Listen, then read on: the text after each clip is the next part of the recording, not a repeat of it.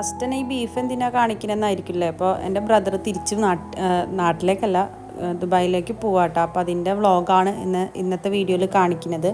അപ്പോൾ കുറച്ച് സങ്കടകരമായൊരു നിമിഷമായതുകൊണ്ട് തന്നെ വീഡിയോ എടുക്കുമ്പോഴൊക്കെ ഇത്തിരി സങ്കടമുണ്ട് കേട്ടോ. പിന്നെ ഇതൊക്കെ കുക്ക് ചെയ്യുന്നതൊക്കെ കാണിക്കാമെന്ന് കരുതിയിട്ട് അങ്ങനെ വ്ളോഗ് എടുത്തതാട്ടോ. അപ്പോൾ ബീഫും ഇതൊക്കെ വരട്ടാനായിട്ട് ഉമ്മ റെഡിയാക്കി വെച്ചിട്ടുണ്ട്. ഇപ്പോൾ കക്കറച്ചിന്ന് പറയുമ്പോൾ ഈ കറുത്ത കളറിലുള്ള ബ്ലാക്ക് അതിൻ്റെ വേസ്റ്റ് തുറപ്പിച്ച് കളയാനൊരു ടാസ്ക് തന്നെയാണ്. അപ്പോൾ അത് ഇന്നലെ ഉമ്മ കഴിഞ്ഞ് ക്ലീനാക്കി വെച്ചതാട്ടോ. പിന്നെ ബീഫ് കഴുകി രാവിലെ തന്നെ ഇപ്പോൾ വാങ്ങിച്ചിട്ടുണ്ടെന്ന് അവിടെ കഴുകി വാര വെച്ചിട്ടുണ്ട്. അപ്പോൾ എൻ്റെ പണി എന്ന് പറഞ്ഞാൽ ഉമ്മാനെ സഹായിക്കാനായിട്ട് സവാള കട്ടിങ് അങ്ങനെയൊക്കെ ആയിട്ട് ഞാനും കൂടെ ഹെൽപ്പ് ചെയ്യാനൊക്കെ ആയിട്ട് നിൽക്കാട്ടോ. ഞാൻ ഈ ഫോണും പൊക്കി പിടിച്ച് വരുമ്പോൾ എന്തിനാണ് ഇതൊക്കെ വീഡിയോ എടുത്തിടാൻ, എന്നിട്ട് എന്താ കാര്യം, എനിക്ക് വേറെ വല്ല ജോലിക്ക് പോയിക്കൂടെ എന്നൊക്കെ കണ്ടിട്ട് ഉമ്മ ചോദിക്കുന്നത്. അപ്പോൾ ബീഫ് വരട്ടാനായിട്ട് എല്ലാ സാധനങ്ങളും ബീഫിലിട്ട് കുഴക്കിന രംഗമാണ് കേട്ടോ ഈ കാണുന്നത്. നമ്മളിപ്പോൾ 6 കിലോ 7 കിലോ അങ്ങോട്ട് ബീഫ് ഇതുണ്ട്. അപ്പോൾ സവാള, തക്കാളി, ഇഞ്ചി, പച്ചമുളക്, വെളുത്തുള്ളി, മല്ലിപ്പൊടി, മുളക് പൊടി, പിന്നെ മീറ്റ് മസാല, ഗരം മസാല എല്ലാ പൊടിയും കൂടി മിക്സ് ചെയ്തിട്ട് എല്ലാം കൂടി മിക്സ് ചെയ്ത് കഴിഞ്ഞ് പിന്നെ നമുക്ക് ജസ്റ്റ് ഫ്രൈ ആക്കി എടുത്താൽ മതിയല്ലോ. അല്ല പിന്നെ വീണ്ടും സവാളൊക്കെ വഴറ്റാൻ നിൽക്കണം. ആദ്യമൊക്കെ ഉമ്മ ഇങ്ങനെ ബീഫ് ഫ്രൈ ആക്കുമ്പോൾ ബീഫ് വേറെ വേവിച്ചിട്ട് സവാളൊക്കെ വഴറ്റാണ് ചെയ്യാറ്. അപ്പോൾ തേങ്ങ ഞാൻ കക്കറച്ചിയിലേക്ക് കക്കറച്ചി ഇതുപോലെ തന്നെയാണ് എല്ലാം കൂടി തിരുമ്പിയിട്ട് നമ്മൾ മൊരിയിച്ചെടുക്കണം ചെയ്യുക. നമ്മളവിടുത്തെ പൂച്ചനെ ഇട്ടത് വീട്ടിലെ പൂച്ചൊന്നുമല്ല, എന്നാലും ഉമ്മാക്ക് എന്നെ സംബന്ധിച്ച് പൂച്ചനെ ഭയങ്കര ഇഷ്ടമാണ് കേട്ടോ. എനിക്ക് പൂച്ച എന്ന് പറയുന്നത് ഇഷ്ടമല്ലാണ്ടല്ല കേട്ടോ, എനിക്കിപ്പോൾ എന്തോ ഭയങ്കര പേടിനി. ഇപ്പോൾ ഭയങ്കര പേടി, എൻ്റെ മാന്തോ എന്നൊക്കെയുള്ള ഒരു പേടിനി. എന്നാലും നമ്മളെ പരിസരത്ത് എപ്പോഴും ഉണ്ടാവുന്ന ഒരു പൂച്ചനെ ഇട്ട് ചിലപ്പോൾ വീട്ടിലും കയറി വരും അങ്ങനെ. അപ്പോൾ ഇതാ മട പപ്പക്കായാണ് കേട്ടോ, നിറച്ച് പപ്പക്കായൊക്കെ വിരിഞ്ഞു തുടങ്ങി. ഇനി ഇതൊക്കെ വീഡിയോ എടുത്തിട്ടാൽ ചിലപ്പോൾ ചീത്ത കേൾക്കൂട്ടാ. അങ്ങനെ ഉണ്ടായി വരുന്ന സാധനം നശിച്ചു പോകുന്നൊക്കെയാണ് ഉമ്മ പറയുക. അങ്ങനെ അപ്പോൾ ഇതാ നമ്മളെ മുറ്റത്തുള്ള ചെറിയ മുറ്റത്തല്ല കേട്ടോ, ബാക്ക് സൈഡ് ഉണ്ട് നമ്മളെ വീടിൻ്റെ അവിടെ കുറേ വീടുകൾ ഇങ്ങനെ അടുത്തടുത്ത് ഇങ്ങനെ ഉണ്ട് കേട്ടോ. അപ്പോൾ ഞാനിങ്ങനെ പുറത്തൊക്കെ നോക്കിയപ്പോൾ ചെറിയ കാറ്റും ഇതൊക്കെ ആയപ്പോൾ അങ്ങനെ വീഡിയോ എടുത്തതാണ്. അപ്പോൾ ഇതാ ഇനിയിപ്പോൾ അടുത്ത പണിയെന്ന് വെച്ചാൽ ഞാൻ പറഞ്ഞല്ലോ, കക്കറച്ചി അവിടെ വെള്ളം വരാൻ വെച്ചതിൽ നല്ലോണം ഈ സബോള, തക്കാളി, ഇഞ്ചി, പച്ചമുളക്, വെളുത്തുള്ളി ഈ പറഞ്ഞ മസാലകളൊക്കെ ഇതിൽ തേങ്ങയും ചേർത്ത് കൊടുക്കുക കേട്ടോ. എന്നിട്ട് ഇതെല്ലാം തിരുമ്പിയതിന് ശേഷം നമ്മൾ വെളിച്ചെണ്ണയിൽ ഫ്രൈ ആക്കി എടുക്കണം ചെയ്യാം. പിന്നെ ഞാൻ പിള്ളേർക്ക് കുറച്ച് ഇഞ്ചി വെള്ളം തിളപ്പിക്കുകയാണ് കേട്ടോ. ഹക്കുലുവിന് നല്ല കഫക്കെട്ടുണ്ട്. അപ്പോൾ ഇത് നമ്മളിപ്പോൾ തിളപ്പിച്ച് വെച്ചിട്ടുണ്ടല്ലോ, ചെറിയ ചൂടോട് കൂടിയിട്ട് ഇടക്കിടക്ക് കൊടുത്താൽ കഫക്കെട്ടൊക്കെ പെട്ടെന്ന് മാറും കേട്ടോ. അപ്പോൾ നല്ലൊരു റെമഡിയാണ് കഫക്കെട്ടൊക്കെ ഉള്ളവർ. ഇപ്പോൾ തണുത്ത വെള്ളം ഒഴിവാക്കി, തണുത്ത വെച്ചാൽ പച്ചവെള്ളം ഒഴിവാക്കിയിട്ട് ഇതുപോലുള്ള വെള്ളങ്ങൾ കുടിക്കുന്നത് കുറച്ചും കൂടി നന്നായിരിക്കും.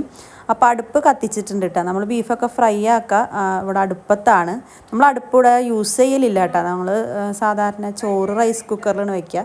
വല്ലപ്പോഴൊക്കെ ചോറ് നമ്മൾ ഇതുപോലെ അടുപ്പത്ത് വെക്കാറുണ്ട് കേട്ടോ. വിറകിൻ്റെ ക്ഷാമം കാരണം മെയിനായിട്ട് അങ്ങനെ വെക്കാത്തത്. അപ്പോൾ ബീഫ് വരട്ടാനായിട്ട് ഇവിടെ ഉരുളിയൊക്കെ റെഡിയാക്കി വെച്ചിട്ടുണ്ട്.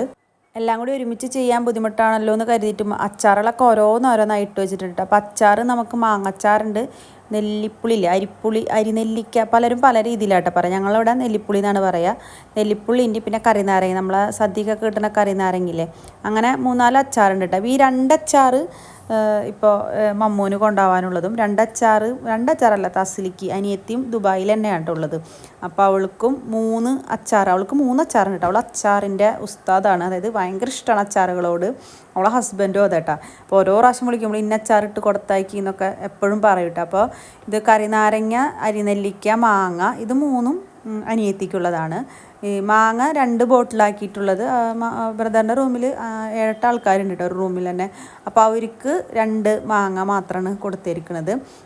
അപ്പം അങ്ങനെ പിന്നെ ബീഫ് ഇതാ ഇവിടെ വരണ്ട് വന്നുകൊണ്ടിരിക്കുന്നുണ്ട്. ഞാൻ പറഞ്ഞല്ലോ, ഇതിപ്പോൾ വേവിച്ചിട്ട് ഇങ്ങനെ വെളിച്ചെണ്ണ ഒഴിച്ചിട്ട് ഇതിൽ കൊട്ടണിട്ടാ ചെയ്യുക. അങ്ങനെ നമ്മളിങ്ങനെ ഡ്രൈ ആക്കി ഉരുളിൽ ഇങ്ങനെ വറ്റിച്ച് നല്ല മൊരിയിച്ചെടുക്കണ ചെയ്യുക. അപ്പോൾ ഇതാ അതവിടെ റെഡി ആയിക്കൊണ്ടിരിക്കുന്നുണ്ട്. ആദ്യം ബീഫ് ഫ്രൈ ആക്കിയിട്ട് ആ ചട്ടിയിൽ തന്നെ കക്ക ഇട്ട് കൊടുക്കാനായിരുന്നു കേട്ടോ പ്ലാനിങ്. പക്ഷേ ബീഫ് മൊരിഞ്ഞ് കിട്ടാനായിട്ട് ഇത്തിരി പണിയാണല്ലോ.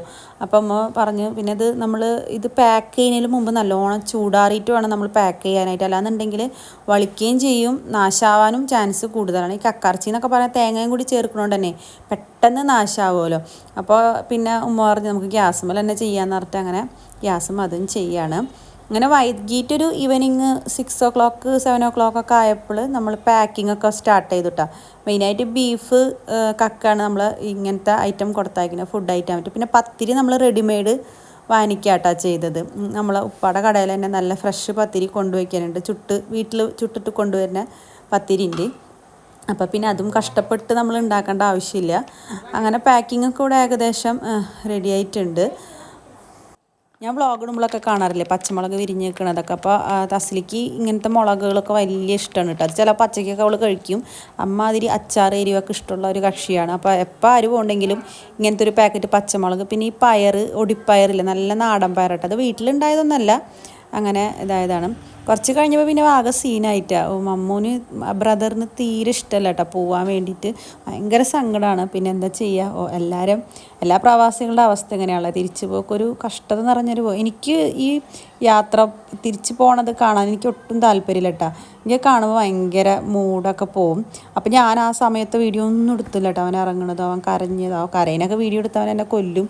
അപ്പോൾ എനിക്കത് പിന്നെ അതൊന്ന് വീഡിയോ എടുത്തിട്ടുണ്ടെങ്കിലൊരു സന്തോഷമില്ലല്ലോ, നമുക്കത് കാണുമ്പോൾ സങ്കടമല്ലേ വരും. അപ്പോൾ ആ സമയത്ത് മൊബൈലൊക്കെ പിടിച്ച് നിൽക്കാന്ന് പറഞ്ഞ ടാസ്ക്കാണ്. അവൻ പോയി കുറച്ച് കഴിഞ്ഞപ്പോഴാണ് ഞാൻ ഓർത്തത് അവൻ പോണതിനെ കുറിച്ചുള്ള വീഡിയോ ഒന്നും എടുത്തില്ല. പിന്നെ അവൻ കരഞ്ഞ് സീനാക്കിയപ്പോൾ ആകെ മൂടൊക്കെ പോയി. പിന്നെ അവർ പോയി കുറേ കഴിഞ്ഞപ്പോൾ ഞാനും മക്കളൊക്കെ ഉപ്പയും ഉമ്മയും കൂടിയിട്ടാട്ടോ മമ്മൂനെ കൊണ്ടാക്കാൻ പോയത്.